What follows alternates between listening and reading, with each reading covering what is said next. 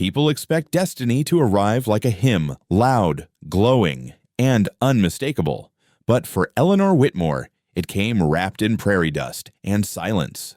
No name was spoken, no arms opened, only a barefoot boy with sun-chapped skin and eyes too old for his face stood in the dirt beside the tracks.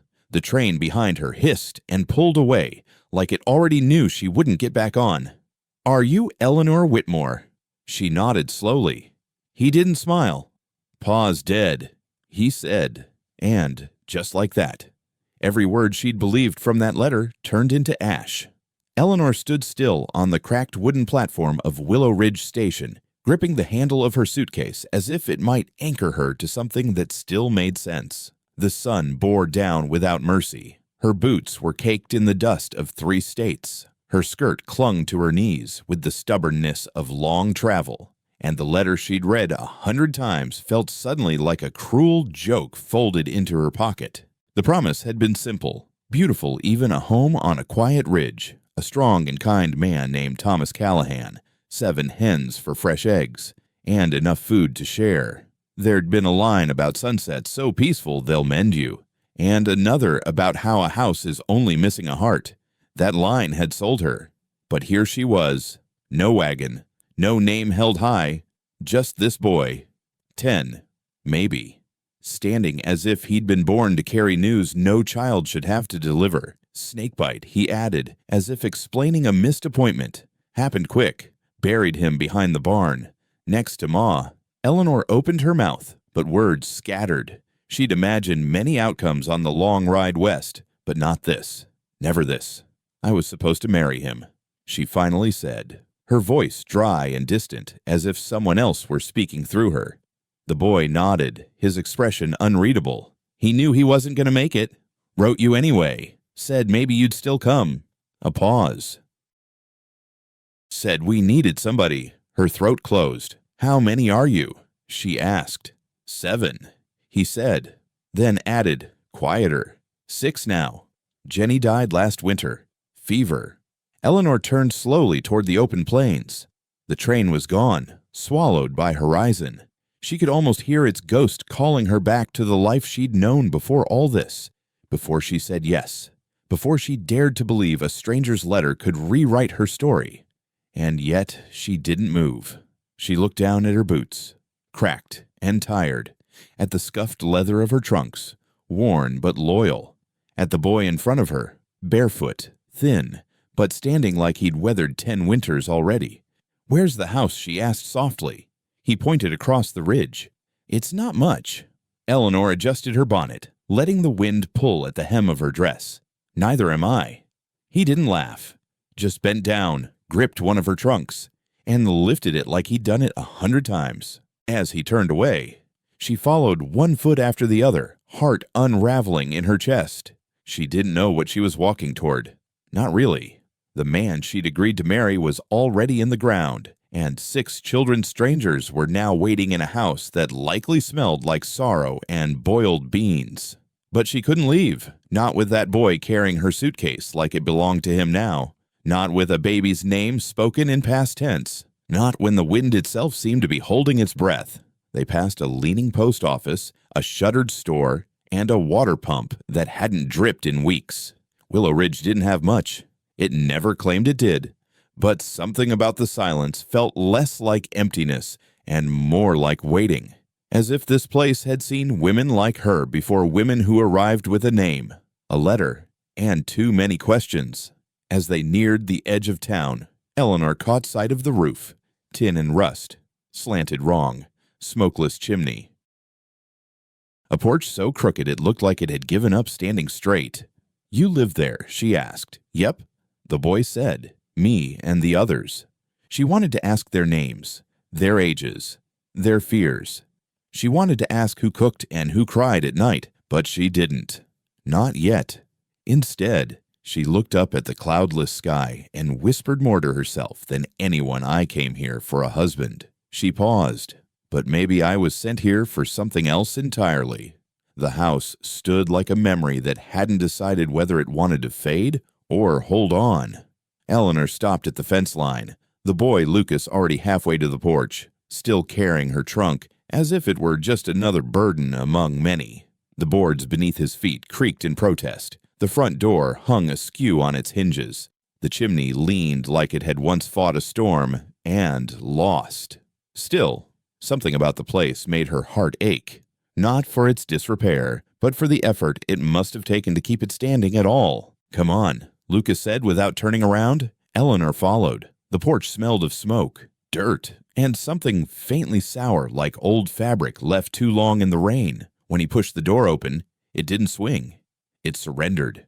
Inside was a single room, dimly lit by the fire glowing low in a stone hearth patched with clay and desperate hope. 6 pairs of eyes turned toward her at once. No, 5. The 6th child, an infant, was asleep in a wooden crate by the fire, swaddled in a faded quilt stitched from a dozen mismatched cloths. The others sat at a rough-hewn table, each before a chipped bowl already set in place, though there was no food to be seen. No talking, no movement, just eyes. Hollow, waiting, like supper had once been a thing they could count on, but hadn't arrived in weeks. Or maybe, like hope had. Lucas set her trunk down with a dull thud, then pulled out a splintered chair from the end of the table. That was Pa's seat, he said. Eleanor didn't move.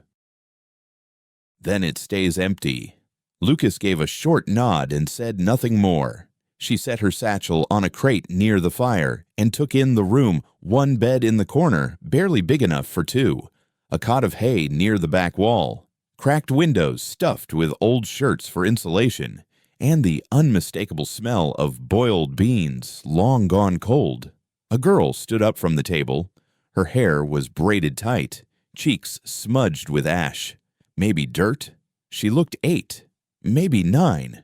"I'm Ruth," she said, gripping a wooden spoon like it could become a weapon if needed. "I stir things. Mama used to, before she bled out after Jonah." Her words were flat, too calm for a child. They settled over Eleanor like snow on a grave. She looked into the pot hanging over the low fire.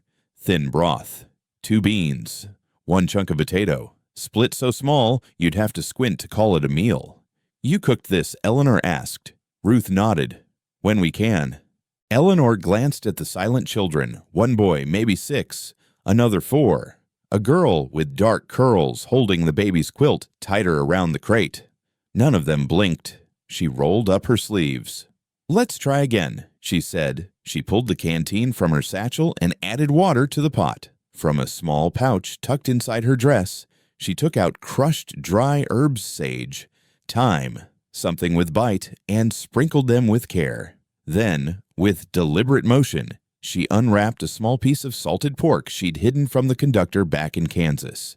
She dropped it into the pot and stirred. The scent changed almost immediately.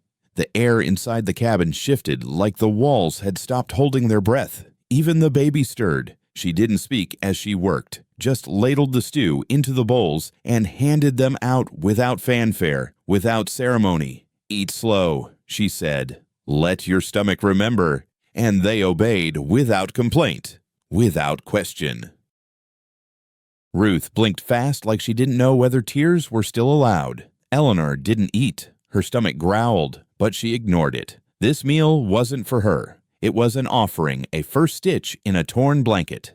After dinner, the children washed in a tin bucket behind the house, each taking turns without play or protest. Their movements were methodical, quiet, like they knew noise might break something they couldn't afford to lose. Eleanor stepped outside, leaning on the warped rail of the porch. The stars blinked in a sky too wide to measure. The wind was soft, and for the first time since stepping off the train, her breath didn't catch in her chest. Inside, she could hear the baby coo. One of the younger boys was humming. The fire crackled like it remembered how to sound warm. She felt the tiredness in her bones heavy, aching, old, but she didn't mind it. Not tonight. Lucas stepped out beside her, arms crossed tight.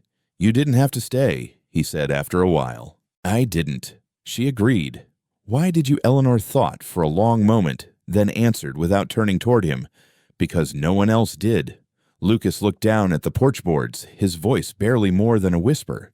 "The baby still wakes up screaming sometimes. The others. They try not to. But I hear 'em. Eleanor reached out and placed her hand gently on the top of his head. He flinched but didn't pull away. "We'll figure it out," she said softly. He nodded, but his jaw clenched like he didn't believe in "we" just yet. When the door creaked behind them and Ruth's voice called his name, Lucas turned and went back inside. Eleanor stayed on the porch a little longer, listening to the fire, to the breathing of children behind thin walls, to the silence of a house that had forgotten how to hope. She didn't have a plan, or a title, or a claim, but she had hands, and a heart, and, sometimes, that was where home began. The house groaned through the night. Every floorboard, every hinge, even the nails in the walls seemed to whisper stories Eleanor hadn't asked to hear. She lay on a pile of quilts near the hearth, too alert to sleep, listening to the occasional rustle of small feet kicking in dreams, or the soft mewling of the baby swaddled beside her. Outside, the wind swept across the hills like it was looking for something lost. She couldn't explain what had kept her here. Not to herself. Not yet. But something had passed between her and that boy on the station platform, Lucas, and again around the table, and once more on the porch. It wasn't love. It wasn't obligation. It was something quieter, heavier. By dawn, the fire had burned down to a sleepy orange core. Eleanor stirred the embers with a stick and added twigs, coaxing back the warmth. As light crept through the warped shutters, she stood and began tidying. The floor was covered in dust and thread, the remains of cracked shoes and broken toys. She swept carefully, not wanting to wake the others. Near the hearth, a loose board groaned differently beneath her foot. She paused, tilted her weight. It moved again. She set the broom aside and knelt, fingers gently prying at the edge of the warped plank. It lifted after a moment with a reluctant pop, revealing a hollow pocket lined with burlap. Inside was a sack of oats, long since dried and gray, and beneath that a thin ledger wrapped in a torn strip of pale fabric, the kind once used on a wedding dress. Eleanor held her breath. She sat cross-legged by the fire and unfolded the cloth slowly, reverently. The ledger wasn't thick, maybe 20 pages, but it carried weight like scripture. Dust clung to the creases as she opened it, and the scent of old ink and wood smoke rose like a ghost. The first pages were lists, birth dates, planting cycles, rainfall tallies, and harvest counts. Some entries were written neatly, others shakier, more hurried. Then came the drawings, rough sketches of chicken coop plans, notes about fence repairs, a line that simply read, "Ruth likes beans. Jonah hates them. Lucas eats like he's got something to prove." Her throat tightened. Then, on the final page, in heavy, uneven lettering, "Eleanor Whitmore arrives June 3rd. She is to be treated kindly. She has nothing, but we'll give her everything we've got." She stared at the words. They weren't poetic. They didn't ask anything of her. They were a gift. The last breath of a man she never got to meet, but who somehow still chose her. A tear slipped from her cheek before she realized it had formed. She pressed her hand to the page as if touching it would make it more real. He had known he was dying, and still he had written her into the end of the story, as if she'd always been meant to arrive. She looked around the cabin, at the small pile of shoes by the door that didn't match, at the patched window that whistled when the wind blew right, at the hearth still warm from a fire she had tended herself. This wasn't what she had planned, but maybe plans had nothing to do with it. Later that morning, as the children dressed and milled about in sleepy silence, she found Lucas sitting in the crooked chair by the table, his father's chair. He had his elbows on the table, staring at nothing. A quiet so practiced it didn't feel like a pause, but a place he lived in. She walked over and set the ledger down in front of him. "I found this under the floor," she said. Lucas looked at it, then away again. "It's pause." I read the last page. He flinched slightly. "He told me to wait by the station. He said you might not come. Told me to dig the grave deep anyway, just in case." She sat across from him, folding her hands in her lap. "Why didn't you tell me he'd written about me?" Lucas shrugged. "Didn't want to scare you off." Didn't want to trap you either. You thought I'd leave." He didn't answer right away. Then, barely above a whisper, most people do, Eleanor let that hang there. The weight of it. The wound in those 3 words. She leaned forward. "I'm not most people." Lucas finally looked at her. His eyes were rimmed with something raw. Not tears exactly, but something close. He was holding too much. Too tightly. "I'm not your mother," she said softly. "And I don't expect you to act like I am." He blinked. "But I'm here," she added. "Not out of pity, not out of duty, but because something told me this house still had breath left in it. That you all still had breath left in you, and maybe I've got something to give." Lucas stared at her for a long time. Then, quietly, "Even if we don't behave," she smiled gently. "Especially then." A silence followed, but it was different now. Not empty, not dangerous, just open. That night, Eleanor tucked the ledger back under the floor, not to hide it, but to protect it. She folded the fabric around it carefully, like covering a child against the cold. Before bed, she ran her fingers over the final line again. "She has nothing, but we'll give her everything we've got," she whispered into the dim room, the baby murmuring in sleep beside the fire. "And I'll give you everything I have left." It started with smoke, thin, gray, and rising slow, not from their chimney, but far beyond the eastern ridge, where no home stood and no kin lived. Eleanor saw it just after dawn. She was sweeping the porch, the wind carrying the cold bite of morning into the cracks of her sleeves, when something in the horizon caught her eye, a ribbon of smoke against the pink-washed sky. She didn't say anything. Not at first. Inside the cabin, the children were chasing one another barefoot across the frost-bitten yard, laughter bubbling like they'd forgotten what the world could take. She didn't have the heart to stain it. But Lucas noticed too. When he returned with an armful of kindling, he stopped mid-step, eyes fixed on the same curl of smoke she had watched. "That's not chimney smoke," he said, voice low and certain. "It's too dark, too thick." "How often do riders pass that way?" Eleanor asked. "Almost never." "Then someone's watching." That night, she boiled the stew longer and added extra herbs, more for the scent than the taste. She told Ruth to keep the baby close, and the younger boys picked up on the tension, even if no one said it aloud.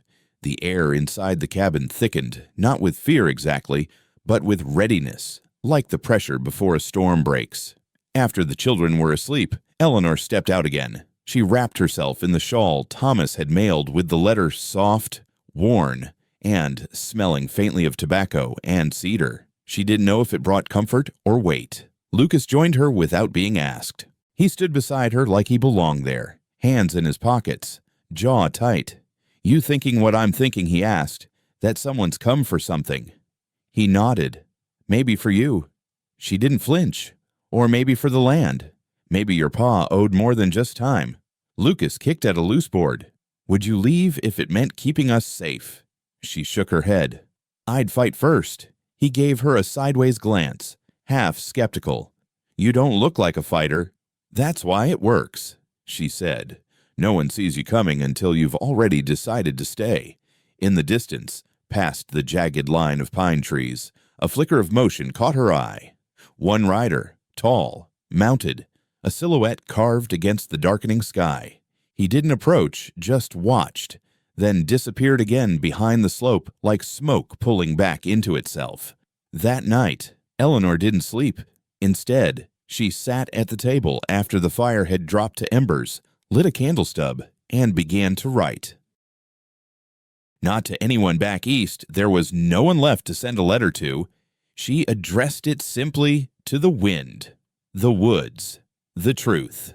"If I fall," she wrote, "let them say I came empty-handed and still made a home."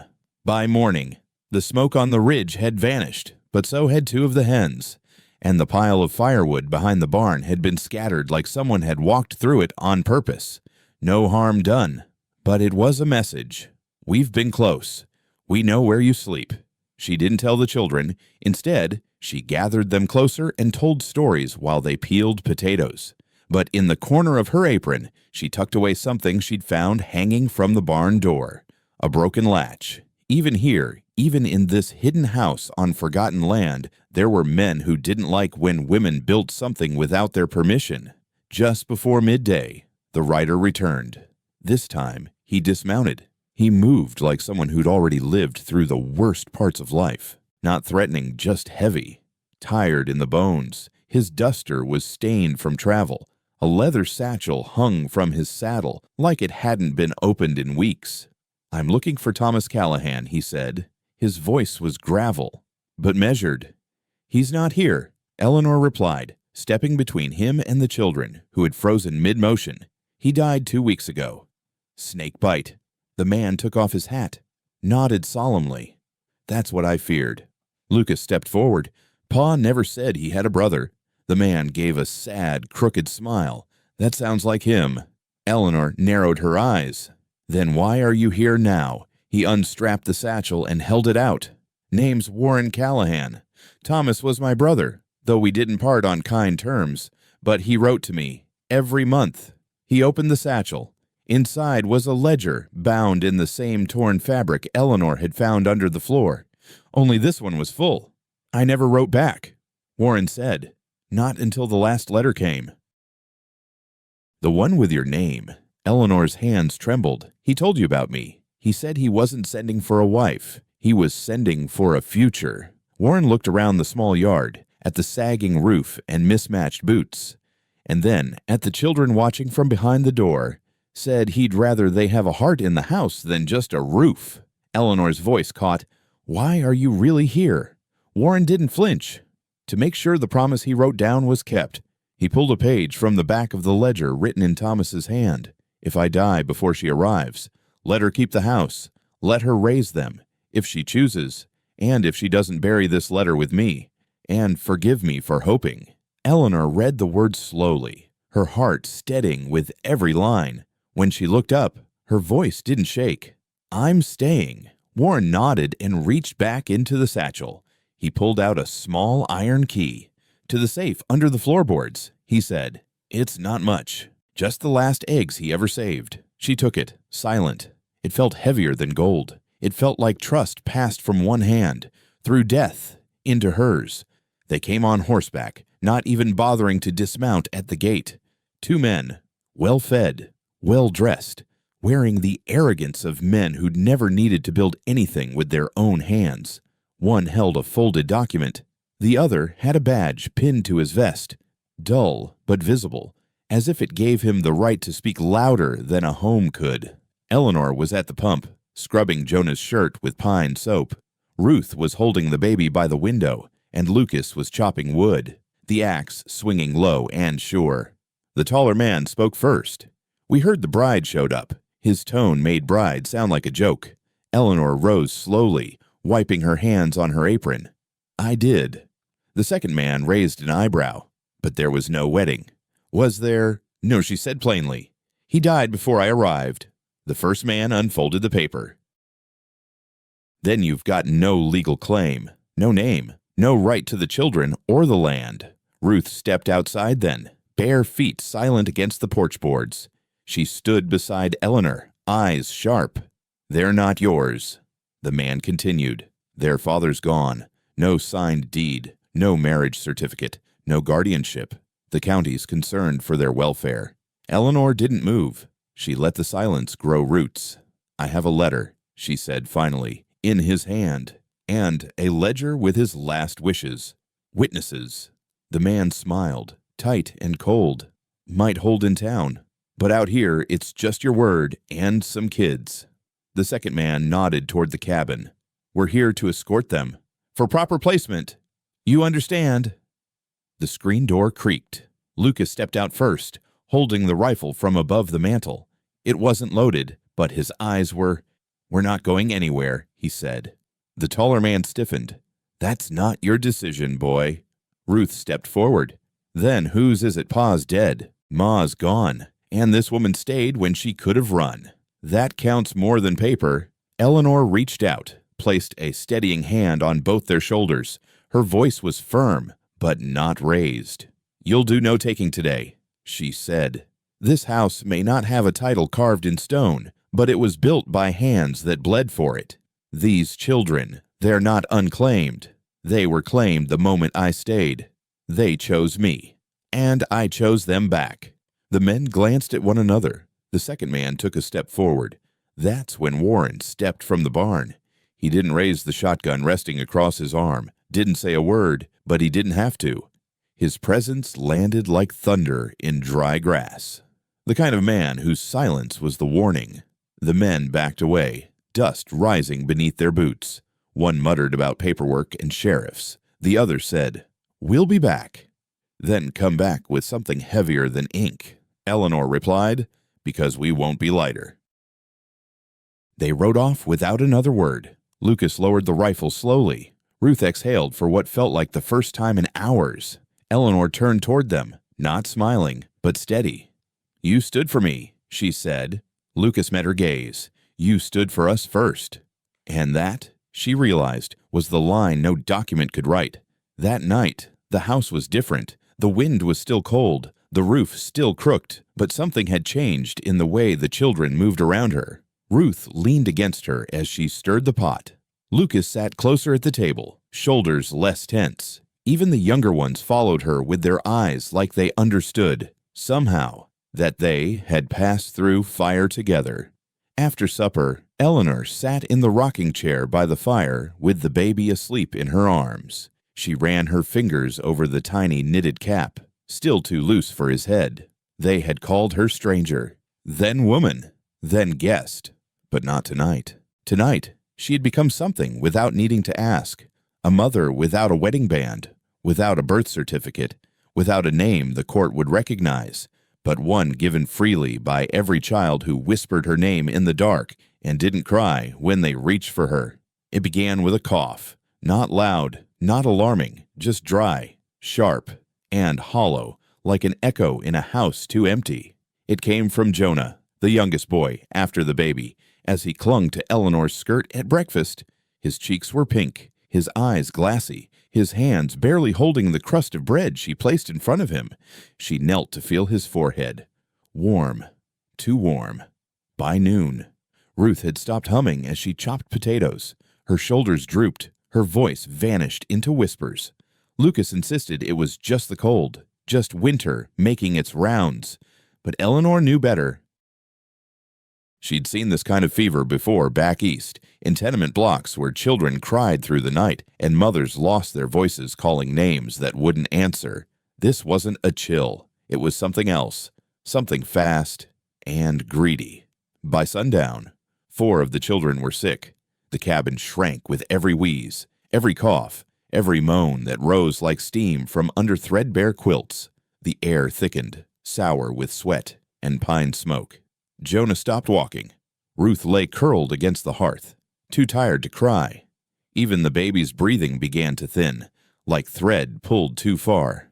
Eleanor moved like a woman possessed, quiet, focused, afraid to stop. She boiled water, crushed herbs, wrapped stones in cloth to hold against small chests. Her hands blistered from stoking the fire. Her lips bled from praying without sound. She whispered the same lie again and again. "You'll feel better by morning." They didn't. Not yet. Lucas tried to help. He brought in more wood, stirred tea, changed the cloth on Ruth's forehead. But by the second night, he too began to sway when he walked. His skin shone with fever, and his shoulders, once steady, as stone, began to shake.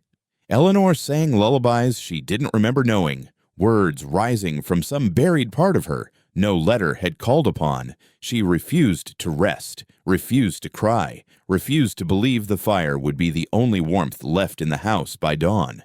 Then the baby went silent. No whimper, no wail, just limp stillness. A quiet so deep it made her blood freeze. She lifted him gently and sat by the fire, rocking slowly, counting every shallow breath like a prayer bead. Please, she thought, over and over again. Please not him. Not like this. That's how Warren found her rocking a nearly breathless baby, with 3 children burning and 1 collapsed in a bucket of water. He'd come to deliver firewood and salted meat, but he said nothing. He dropped the bundle and stepped inside, boots thudding like thunder against the floor. No questions, no judgment, only motion. He built a steam tent with wool blankets and kettles. Eleanor forced broth into slack mouths, coaxed the baby's lips open with a wet finger. She worked until her arms trembled, until her back screamed, but she didn't stop. Couldn't. Ruth didn't open her eyes for 12 hours. Jonah whimpered but didn't speak. Lucas sat in a daze, staring at nothing, his hands shaking in his lap. "Is she gone?" he whispered when Ruth slipped into a stillness that made the room ache. Eleanor pressed her forehead to the girl's temple. "Not yet," she whispered. "And not today." She knew death. It had brushed past her before, but tonight she begged. When the last child had been laid beneath a dry blanket and the fire burned low again, Eleanor sank to her knees in the center of the room. Her body quaked. Her heart hurt in places she hadn't known existed. There were no witnesses, no priest, only her and the shadows. "I've got nothing left," she whispered aloud, voice hoarse. "But if something's listening, take me. My name, my strength, my past. Just not them, please. Take anything, but not them." The wind shifted, and the fire nearly gone surged, one flame reaching up like it had changed its mind. Then Ruth stirred. Her lips cracked, her eyes fluttered. "Water," she whispered. Eleanor dropped the bowl in her haste to reach her, tears blinding her, heart breaking open like spring ground beneath a thaw. Ruth drank, and didn't stop breathing. Jonah sat up. "My head hurts," he mumbled. The baby whimpered. Eleanor pressed him to her chest and held him like she'd never let go again. By morning, the fevers had broken like a tide receding from war-torn shores. Lucas reached for her hand. "You stayed," he said. She nodded, voice catching. "There was never a day I wouldn't." That night, for the first time in days, they all slept together, tangled beneath quilts that smelled of ash and rosemary, and a kind of newness that only comes after near loss. Eleanor didn't sit by the fire. She didn't perch on a chair. She lay down among them, a living circle of small arms and deep breath. In their dreaming, they turned toward her, not as a stranger, not as a visitor, but as something else entirely, someone who had walked through the fire and carried them out at the other side. And in that breath, in the quiet, after the worst had passed, they gave her the only name she'd ever truly needed, Mother.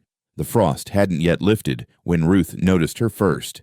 A figure barefoot, slight, unmoving, stood at the split-rail gate like a question the wind was too afraid to ask. Eleanor was peeling apples near the window when she saw Ruth stiffen. "What is it?" she asked. Ruth didn't answer right away. She simply turned, her voice softer than steam. "There's a girl." Eleanor stepped out onto the porch.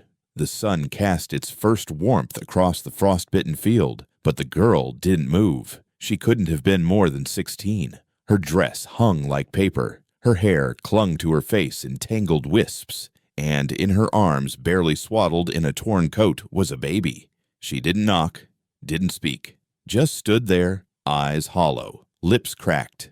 Eleanor walked slowly across the yard, her boots crunching over brittle grass. "You're not too late," she said, voice steady. "You're right on time." The girl collapsed into her arms without a sound.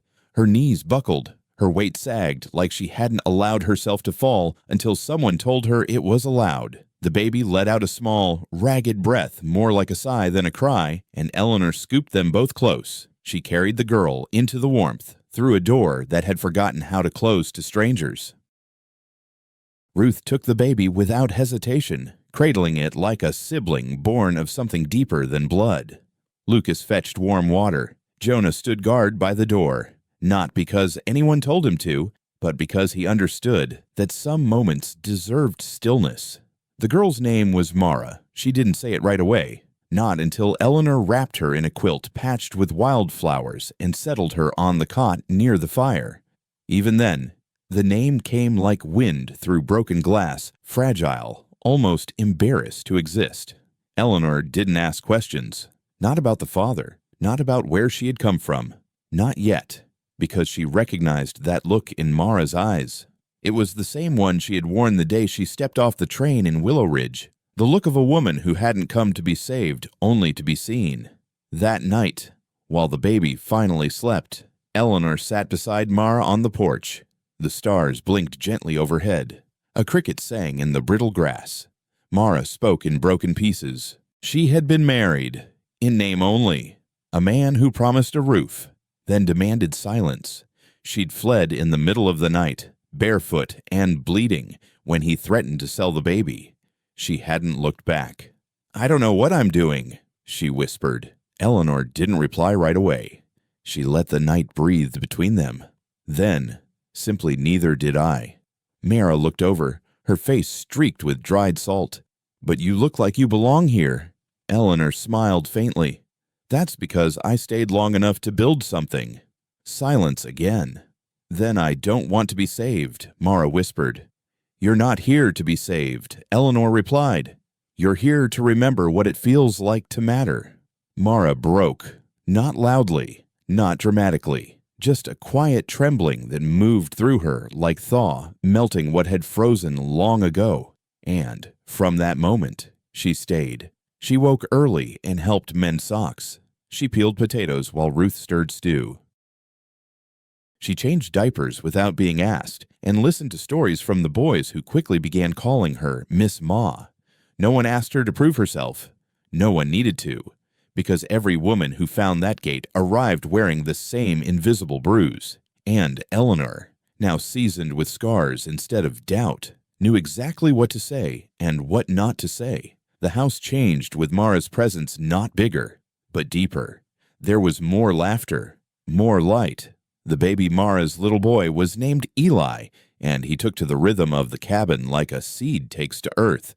Neighbors began stopping by with extra flour, worn shoes, even books wrapped in brown paper. One widow brought dried apples in trade for firewood. The preacher sent a note tied to a stack of well-loved children's books. "You've done what most of us only pray for." But Eleanor didn't see herself as anyone's miracle. She saw herself as a stone in the river, a thing that didn't break the water, but helped shape its flow. Each evening, they gathered around the table not in silence, but in stories. Stories of things they'd built, things they'd lost, things they were willing to hope for again. And when someone knocked now, it wasn't to take. It was to offer, to share, to come in from the cold. Winter came early that year. Snow layered the hills in silence, pressing soft weight on fence posts and chicken coops, on rooftops patched with care and hands that had learned how to fix what couldn't be replaced. The wind howled like it had unfinished business with the prairie, but the cabin stood firm. It no longer looked like the house Eleanor had first arrived at. There was a porch swing now, built by Lucas. Curtains made from old pillowcases hung over windows that no longer rattled in the cold.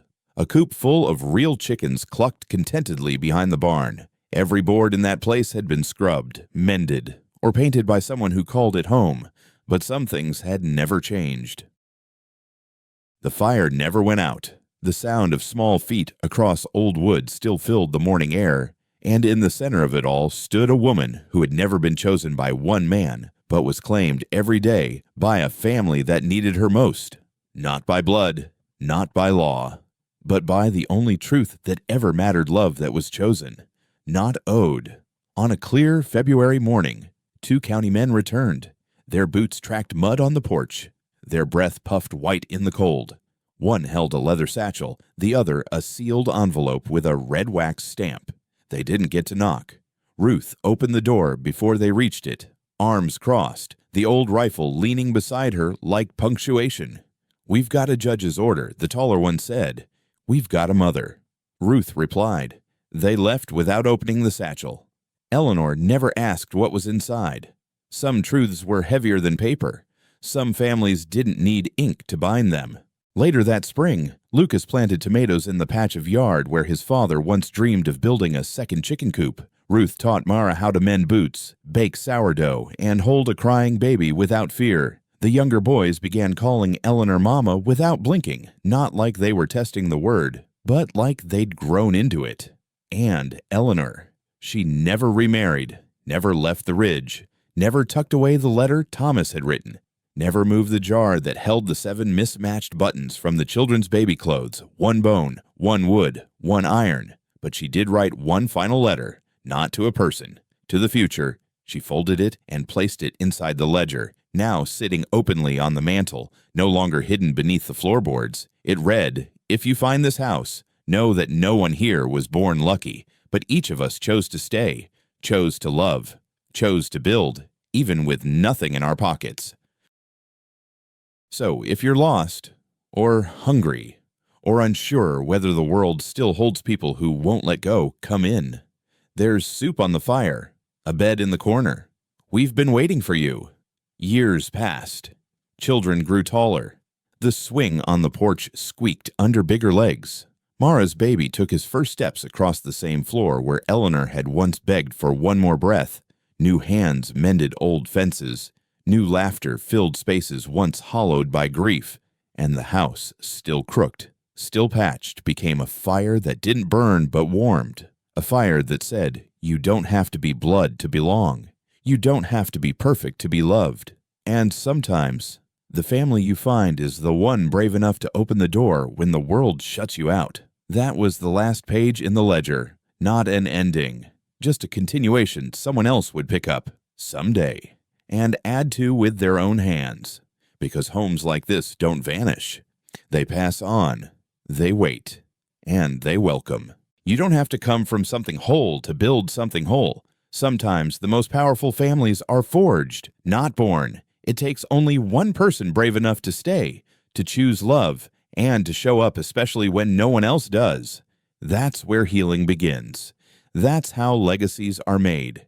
If this story touched your heart, if you saw even a piece of yourself in Eleanor, or Lucas, or Ruth, I want to invite you to do something simple but powerful.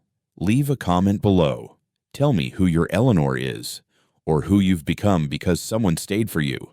And if you believe the world needs more stories like this, stories about ordinary people doing extraordinary things, quietly subscribe to this channel, because around here, we build fires that never go out, and the door is always open. We've been waiting for you.